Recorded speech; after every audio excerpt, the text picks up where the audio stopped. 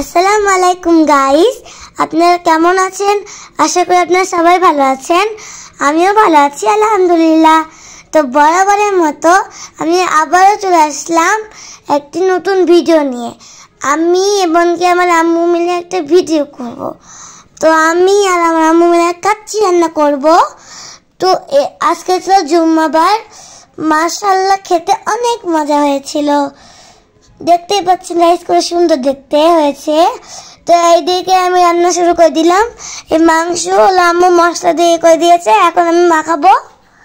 তো দেখতেই পাচ্ছেন মাখাচ্ছি আমার হাত জ্বলবে বলে আমি চামচ দিয়ে মাখাচ্ছি। তো এবার আমি এটা রেখে দিলাম। এখন আমি আসছি ওই যে পেঁয়াজ ভাজতে।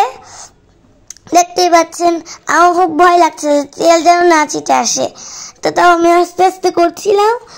তো আলহামদুলিল্লাহ, তারপরে এবার আমার পেঁয়াজ একদম রেডি।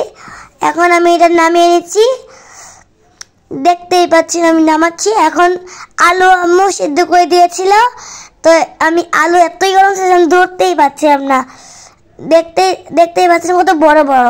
এমনকি বিরিয়ানির মধ্যে কিন্তু আলু না থাকলে জমেই না, আলু থাকলে মনে হয় যে একটা বিরিয়ানি খাচ্ছি আর কি। তো দেখতেই পাচ্ছেন এখন আমি মরিচের গুঁড়া দিলাম আর হলুদের গুঁড়া দিলাম আর লবণ দিয়েছি। এবার আমি আম্মু মাখিয়ে দিচ্ছে কারণ আমার হাত জ্বলবে, যার কারণে। এবার আমি আলুগুলো ভেজে নিচ্ছি। তো দেখতে পাচ্ছি না যে আলুগুলো কত সুন্দর করি আমার দিকে তাকিয়ে আছে, কখন খাবি আমাকে, কখন খাবি? আরে ভাই খাচ্ছি, তাকে পরে খাবো যখন বিরিয়ানি হয়ে যাবে তখন। একটা আমার আলু একদম ভাজা রেডি হয়ে গেছে। তো এখন আমি নামিয়ে নিচ্ছি আমার আম্মু। আমার বাচ্চাদের মতো কার কার বাচ্চারা এরকম বায়না করে হুটহাট করে কাচ্চি খেতে চায় প্লিজ কমেন্টে জানাবেন। তারা বলছে তারা নিজেরাই নাকি বানাবে, তো সব কিছু আর তাদেরকে দিয়ে করানো যায়? সব কিছু আমাকেই করতে হলো। তারা নাড়িয়ে নাড়িয়ে বলে নিচ্ছে যে তারা সব কিছু রান্না করছে। তো বন্ধুরা, সব কিছু আমি মশলা দিয়ে মাখিয়ে আমার মাংস কষানো হয়ে গেছে, এখন আমি মরিচ দিয়ে দেব। ওই তো দেখতেই তো পাচ্ছেন তার মাংস কষানো হয়ে গেছে, সে মরিচটা দিয়ে দিল। এটা আমার মাংস কষানো শেষ, এখন আমি চালটা ধুয়ে নিব। তো দেখতেই পাচ্ছেন এখন আমি পানি ঢেলে এখন আমি চাল ধুচ্ছি, বাসমতির চাল কিন্তু।